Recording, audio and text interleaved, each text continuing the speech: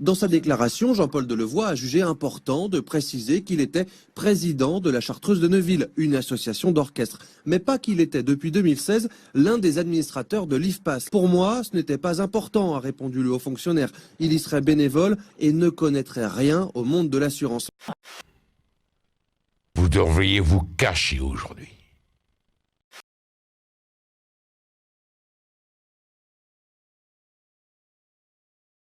Cet épisode des retraites n'est jamais que le dernier épisode en date d'une stratégie néolibérale qui a en réalité 3 décennies derrière elle et qui consiste en ce que j'appellerais une stratégie de paupérisation délibérée du secteur public. On voit ça dans tous les domaines. Les secteurs publics, les uns après les autres, tombent dans un tel état de délabrement que les usagers qui aimeraient bien être fidèles au public n'en peuvent plus. Et donc commencent à envisager des solutions alternatives et vont se tourner vers le privé. L'hôpital, c'est ça qui est en train de se passer. Je veux dire, l'école, c'est pareil, le service public de l'emploi, c'est pareil, etc. Et les retraites, c'est la même chose. Emmanuel Macron veut favoriser les privatisations en France. À cet effet, le président de la République a créé une commission dont l'un des membres n'est autre que le patron de BlackRock France, Jean-François Cirelli. Et nous avons de grandes ambitions pour la France dans l'avenir. Vous allez investir davantage, vous allez grossir en France, effectivement, dans les mois qui viennent ? Oui, nous croissons en France et nous allons investir davantage en France.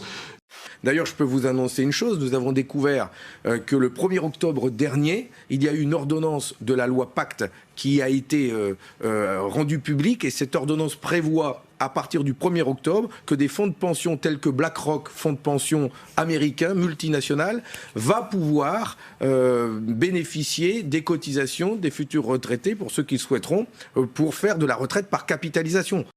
Bâtir un nouveau système par points qui préserve la retraite par capitalisation, par répartition, pardon, c'est-à-dire comme nous l'avons... C'est un lapsus, hein. C'est un lapsus parce que... Vous auriez peut-être aimé faire une retraite par capitalisation ? Pas du tout, au contraire. Et d'ailleurs, beaucoup de gens qui aujourd'hui s'opposent ne se rendent pas compte que c'est ce qu'ils sont en train de privilégier.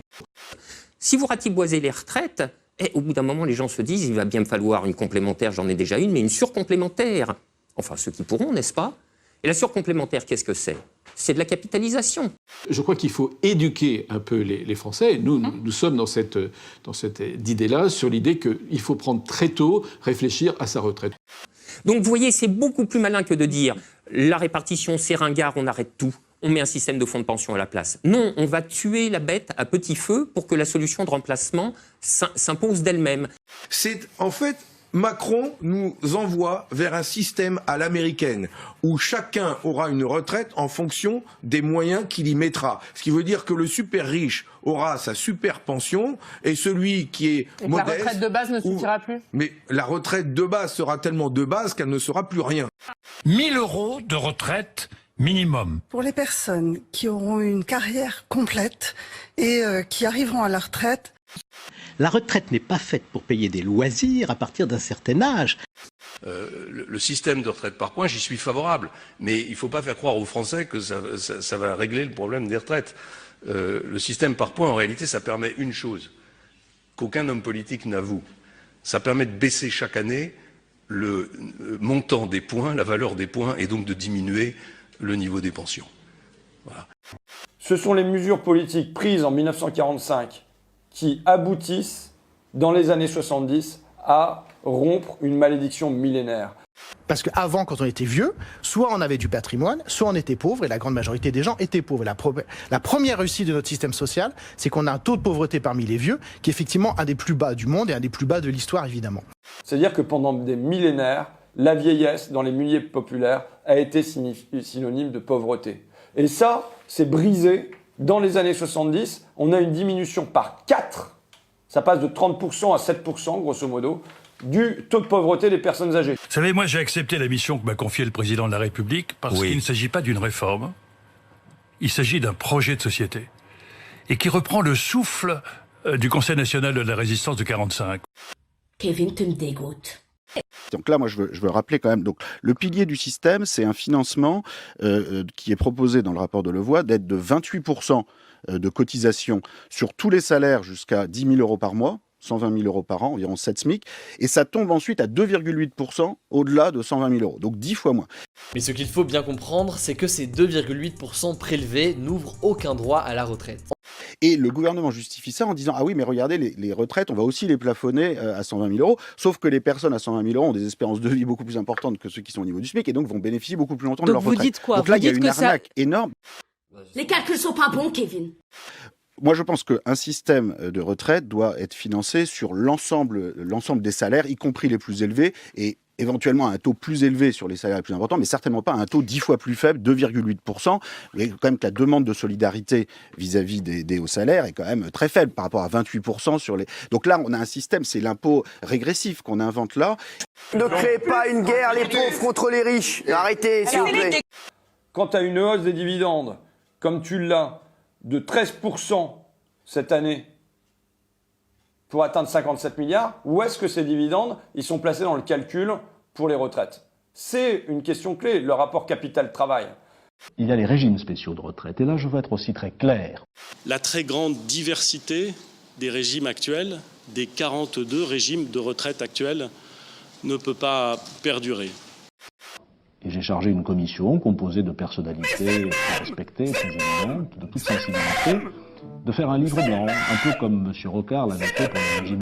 Le discours le plus grossier, enfin vraiment celui de la propagande gouvernementale, relayé comme il convient par tout son appareil médiatique, c'est que c'est surtout une inflexion récente, c'est surtout une affaire de régimes spéciaux, n'est-ce pas? Donc, braves gens, dormez tranquille, ça ne vous concerne pas.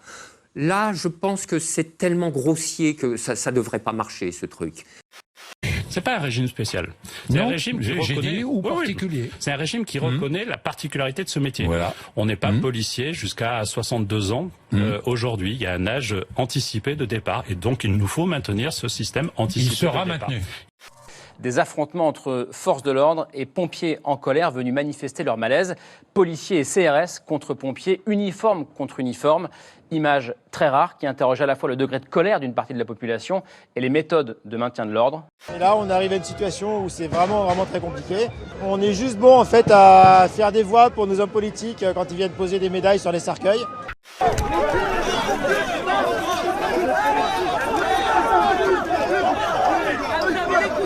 Avec des bâtons, vous êtes bande de bâtards.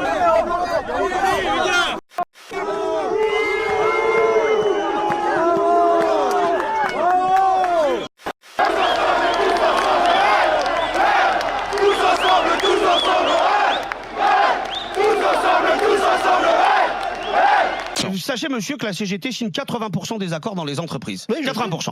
Et donc, on est capable de juger ce qui est bon à négocier ou pas. Vous disiez il y a 20 ans ce que faisait la CGT. Bah écoutez, il y a un peu plus, il y a 30 ans, le secrétaire général de la CGT, c'était Henri Krasucki, un ancien déporté, un ancien résistant, et il a prononcé une phrase qui est pour moi l'ADN de la CGT. La régression sociale, ça se négocie pas, ça se combat. Il y a finalement deux syndicalismes en France, deux conceptions syndicales. Ceux qui veulent négocier le poids des chaînes et ceux qui veulent briser les chaînes de l'exploitation. Ma conception, c'est celle de Krasucki, c'est la deuxième. Mais est-ce que l'on pourrait essayer d'analyser pourquoi un gouvernement présente sa réforme de retraite à une semaine des fêtes de Noël, la réforme la pire, avec tout ce que les syndicats ont dit qu'ils ne voulaient pas dedans, et ensuite il dit mais vous pouvez pas faire grève parce que c'est Noël. Il n'y aura pas de trêve pour le gouvernement dans cette période. Une trêve, vous savez, c'est un terme guerrier. D'ailleurs, ça tombe bien puisqu'il l'a prononcé, il me semble, lors d'un déplacement qui était destiné aux forces militaires. Une trêve, c'est quand les deux ennemis déposent leurs armes mutuellement, alors que le gouvernement, qui est une des parties du conflit, vient de dire que lui ne fera pas de trêve. Donc concrètement, il nous dit que lui va continuer à nous attaquer et demande-nous de cesser de nous défendre. Soutien à la grève, 31%. Opposé à la grève, 19%. Hostile à la grève, 15%. Mais opposition, voire hostilité, si on additionne les deux, ça fait 34%. Est-ce que l'opinion, là-dessus, est en train de dire, maintenant, il y en a assez, et cette histoire de non-trêve de Noël, ça fait déborder le vase? Le soutien, désormais, est minoritaire. Hier, nous avons donné à l'antenne un sondage incomplet du journal du dimanche. Voici les résultats complets. 31% des Français soutiennent le mouvement, 20% ont de la sympathie, 19% y sont opposés, 15% y sont hostiles et 15% sont indifférents. Nous vous prions bien sûr de nous excuser de cette erreur commise hier. Joyeux Noël fait. Noël, il y en aura plusieurs autres, alors que la retraite, il n'y en aura qu'une. Et Noël, on en aura plein. Alors que si les gens ont des retraites pourries, bah, ils auront des Noëls pourris.